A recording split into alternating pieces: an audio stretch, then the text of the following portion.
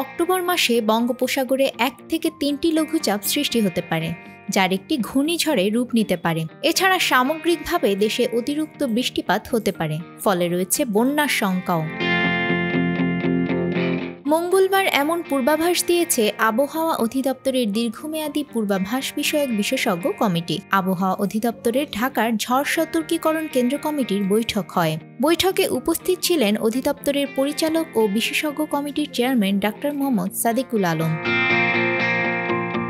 মাসব্যাপী পূর্বাভাসে আরও বলা হয়েছে, মাসের প্রথমার্ধে দক্ষিণ পশ্চিম মৌসুমি বায়ু বাংলাদেশ থেকে পর্যায়ক্রমে বিদায় নিতে পারে। দেশের উত্তর ও মধ্যাঞ্চলে 2-4 দিন মাঝারি থেকে তীব্র ঝড় বৃষ্টি এবং সারা দেশে 3 থেকে 5 দিন হালকা থেকে মাঝারি ধরনের বজ্রঝড় হতে পারে। দিন ও রাতের তাপমাত্রা ক্রমান্বয়ে হ্রাস পেতে পারে, তবে দিন ও রাতের তাপমাত্রা স্বাভাবিক অপেক্ষা কিছুটা বেশি থাকবে। আবহাওয়া অধিদপ্তর জানায়, অক্টোবর মাসে দেশের প্রধান নদ-নদীতে স্বাভাবিক প্রবাহ বিরাজমান থাকতে পারে, তবে ভারী বৃষ্টিপাতজনিত কারণে দেশের উত্তরাঞ্চল, উত্তর পূর্বাঞ্চল ও দক্ষিণ পূর্ব পার্বত্য অববাহিকার কতিপয় স্থানে স্বল্পমেয়াদী বন্যা পরিস্থিতি সৃষ্টি হতে পারে। নিউজ ডেস্ক, আমাদের সময়।